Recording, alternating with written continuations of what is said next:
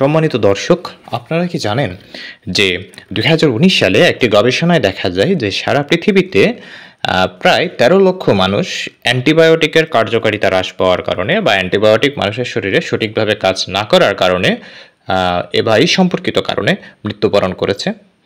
কিংবা আমাদের দেশে প্রতি ১ থেকে ২ লক্ষ মানুষের মধ্যে ১০০ থেকে ২০০ জন এই অ্যান্টিবায়োটিক রেজিস্ট্যান্স বা অ্যান্টিবায়োটিকের কার্যকারিতা হ্রাস পাওয়াজনিত কারণে মৃত্যুবরণ করেছে। হ্যাঁ দর্শক, এরকমটাই হচ্ছে। কেননা বর্তমান সময়ে এই অ্যান্টিবায়োটিক রেজিস্ট্যান্স একটি আমাদের জন্য চিন্তার কারণ হয়ে দাঁড়িয়েছে। এক সময় অ্যান্টিবায়োটিক মানুষের স্বাস্থ্যের জন্য বা মানব জাতির চিকিৎসা ক্ষেত্রে একটি আশীর্বাদ রূপে আবির্ভূত হয়েছিল। ১৯২৮ সালের দিকে একজন মহান বিজ্ঞানী আলেকজান্ডার ফ্লেমিং তিনি তার গবেষণাগারে পেনিসিলিন নামক অ্যান্টিবায়োটিক আবিষ্কার করে ফেলেছিলেন। সেই অ্যান্টিবায়োটিক আবিষ্কারের পূর্বে মানুষজন খুব অল্প কিছু সংক্রমণ, খুব সাধারণ কিছু সংক্রমণে ভুগে মৃত্যুবরণ করতেন। কিংবা যুদ্ধক্ষেত্রে আহত যে সমস্ত সৈনিক তাদেরকে তাদের ইনফেকশন সারিয়ে যুদ্ধক্ষেত্রে পুনরায় পাঠানোটা খুবই একটি কষ্টসাধ্য কাজ ছিল। কিন্তু পরবর্তীতে দেখা গেল যে অ্যান্টিবায়োটিক আবিষ্কারের কারণে অনেক ভয়াবহ ব্যাকটেরিয়াজনিত ইনফেকশন যেগুলো রয়েছে সেই ইনফেকশনগুলো একটি মামুলি ইনফেকশনে পরিণত হয়েছে। তো এরকমভাবে অ্যান্টিবায়োটিক আমাদের জন্য আশীর্বাদ রূপে আবির্ভূত হয়েছিল। কিন্তু বর্তমান সময়ে আমরা দেখতে পাচ্ছি সেই অ্যান্টিবায়োটিকের কার্যকারিতা হ্রাস পাওয়ার কারণে এটি আমাদের মৃত্যুর একটি কারণ হয়ে দাঁড়াচ্ছে। তো সেক্ষেত্রে অ্যান্টিবায়োটিকের ব্যবহার কি, অ্যান্টিবায়োটিক জিনিসটা কি এবং কী কারণে অ্যান্টিবায়োটিক রেজিস্ট্যান্স হচ্ছে, আমাদের আজকের পর্বে আমরা সেই সমস্ত বিষয়গুলো নিয়ে আলোচনা করব। দর্শক চলুন তাহলে মূল পর্বে। দর্শক, অ্যান্টিবায়োটিক হলো সেই ঔষধ যেটি সহজ কথায় বলতে গেলে ব্যাকটেরিয়া গঠিত ইনফেকশন রোধে ব্যবহার করা হয়। সেটি ব্যাকটেরিয়াকে মেরে ফেলে অথবা ব্যাকটেরিয়ার বংশবৃদ্ধিকে স্ট্যাটিক করে দেয় বা ব্যাকটেরিয়ার বংশবৃদ্ধিকে আটকে দেয়। তো এভাবে সে আমাদের ইনফেকশনটাকে নিয়ন্ত্রণ করে, ব্যাকটেরিয়া গঠিত যে সমস্ত ইনফেকশন রয়েছে। এখন কথা হলো অ্যান্টিবায়োটিক রেজিস্ট্যান্স কি। একটা সময় দেখা গেল যে ব্যাকটেরিয়া যে জীবাণুগুলোকে মেরে ফেলতো বা যে জীবাণুগুলোর অ্যাগেনস্টে অ্যান্টিবায়োটিক কার্যকর ছিল সে জীবাণুগুলোকে মারতে পারছে না, অর্থাৎ জীবাণুগুলো ব্যাকটেরিয়ার উপর প্রতিরোধ ক্ষমতা অর্জন করে ফেলেছে। তো এটি কেন হচ্ছে এবং এটিকে কি বলা হচ্ছে? এই যে জীবাণুগুলো, যে ব্যাকটেরিয়াগুলো অ্যান্টিবায়োটিকের বিরুদ্ধে প্রতিরোধ ক্ষমতা অর্জন করে ফেলেছে, অ্যান্টিবায়োটিক কাজ করছে না ঠিকমতো, সেই বিষয়টিকে বলা হচ্ছে অ্যান্টিবায়োটিক রেজিস্ট্যান্স। তো অ্যান্টিবায়োটিক রেজিস্ট্যান্স কেন হয়?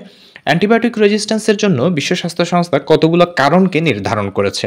এর মধ্যে প্রথম কারণ হলো অ্যান্টিবায়োটিকের যথেচ্ছ ব্যবহার। যেমন অনেক ক্ষেত্রে দেখা যায় আমরা সাধারণ সর্দি জ্বর যেগুলো ভাইরাসজনিত কারণে হয়ে থাকে, সেই সর্দি জ্বরেও অ্যান্টিবায়োটিক খেয়ে ফেলছি বা অ্যান্টিবায়োটিক প্রেসক্রাইব করা হচ্ছে। এই ধরনের ভাইরাস জ্বর যেমন করোনার সময় আমরা অনেক বেশি অ্যান্টিবায়োটিকের যথেচ্ছ ব্যবহার করা হয়েছে। তো এটি এক নাম্বার কারণ, যে ওভার প্রেসক্রাইবিং, এর কারণেও কিন্তু অ্যান্টিবায়োটিক রেজিস্ট্যান্স হচ্ছে। ২ নম্বর কারণ যেটি, অনেক সময় রোগীদেরকে বলে দেওয়া হয় যে আপনি এই অ্যান্টিবায়োটিকটি ৭ দিন, ১৪ দিন কিংবা ১২ দিন, ১০ দিন এরকম একটি নির্দিষ্ট কোর্স, সেটি বিভিন্ন রোগ ভেদে বিভিন্ন রকম হয়ে থাকে। সেক্ষেত্রে বলে দেওয়া হয় যে আপনি এই অ্যান্টিবায়োটিকের কোর্সটি কমপ্লিট করবেন। কিন্তু দেখা যায় যে আমরা যখন ১-২ দিন বা ৩ দিন অ্যান্টিবায়োটিক খাওয়ার পরে আমার রোগ একটু ভালো লাগে, তখন আমি অ্যান্টিবায়োটিক খাওয়া বন্ধ করে দিই। এটি করা যাবে না, এটি একটি মারাত্মক ভুল। কেননা আমি ৩ দিন অ্যান্টিবায়োটিক খাওয়ার পরও আমার শরীরে যে জীবাণুগুলো রয়ে গিয়েছে, সেই জীবাণুগুলো কিন্তু একসময় এই অ্যান্টিবায়োটিকের বিরুদ্ধে প্রতিরোধ ক্ষমতা অর্জন করে ফেলবে। তখন দেখা যাবে যে আমি পরবর্তীতে অ্যান্টিবায়োটিক প্রয়োগ করলে সেই জীবাণুটাকে আর মারা সম্ভব হচ্ছে না। তাহলে এই যে অ্যান্টিবায়োটিকের পূর্ণ মেয়াদ কমপ্লিট না করা, এটিও কিন্তু অ্যান্টিবায়োটিক রেজিস্ট্যান্সের একটি কারণ। ৩ নম্বর কারণে আসি। ৩ নম্বর কারণটি হচ্ছে আমাদের বর্তমানে বাণিজ্যিকভাবে যে সমস্ত পোলট্রি খামার বা গবাদি পশুর খামার রয়েছে, সেখানে তাদের রোগ নিয়ন্ত্রণে অনেক বেশি পরিমাণে অ্যান্টিবায়োটিক ব্যবহার করা হচ্ছে। এখান থেকেও অ্যান্টিবায়োটিক প্রতিরোধী জীবাণু তৈরি হচ্ছে এবং সেই জীবাণুগুলো আলটিমেটলি মানুষের শরীরে আসছে। ৪ নম্বর কারণ, সেটা হলো আমাদের ক্লিনিক বা হাসপাতালগুলোতে ইনফেকশন কন্ট্রোল যদি সঠিকভাবে না হয়, তাহলেও কিন্তু অ্যান্টিবায়োটিক প্রতিরোধী জীবাণু মানুষের শরীরে সংক্রমণ করতে পারে। ৫ নম্বর কারণ হলো আমরা যখন আমাদের নিজস্ব যে হাইজিন বা পরিষ্কার পরিচ্ছন্নতা, এটি যদি আমরা ঠিকমতো মেনটেন না করি, তাহলেও কিন্তু আমরা অ্যান্টিবায়োটিক প্রতিরোধী জীবাণু দিয়ে আক্রান্ত হতে পারি।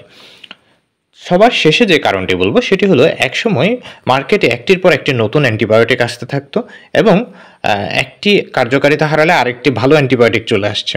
কিন্তু বর্তমানে অ্যান্টিবায়োটিকের নতুন অ্যান্টিবায়োটিক মার্কেটে আসা বা নতুন অ্যান্টিবায়োটিক আবিষ্কার হওয়া এই জিনিসগুলোর হার কিন্তু কমে গিয়েছে বা স্লো হয়ে গিয়েছে। নতুন অ্যান্টিবায়োটিক আগের মতো একটার পর একটা মার্কেটে খুব দ্রুত আসছে না।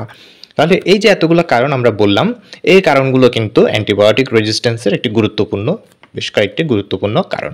আমরা আশা করি এই বিষয়গুলো যদি আমরা মাথায় রাখি, যে আমরা যদি অ্যান্টিবায়োটিকের যথেচ্ছ ব্যবহার না করি, নির্দিষ্ট সময় মেনে এবং নির্দিষ্ট ডোজে আমরা অ্যান্টিবায়োটিক গ্রহণ করি, গবাদি পশু কিংবা পোলট্রি ফার্মে যথেচ্ছ অ্যান্টিবায়োটিক ব্যবহার না করি, পরিষ্কার পরিচ্ছন্নতা বজায় রাখি, তাহলে কিন্তু আমরা অ্যান্টিবায়োটিক রেজিস্ট্যান্স অনেকাংশেই প্রতিরোধ করতে পারবো এবং এই ভয়াবহ ভবিষ্যৎ যেটি অ্যান্টিবায়োটিক রেজিস্ট্যান্সের কারণে হতে পারে সেটি থেকে আমরা নিজেদেরকে রক্ষা করতে পারবো।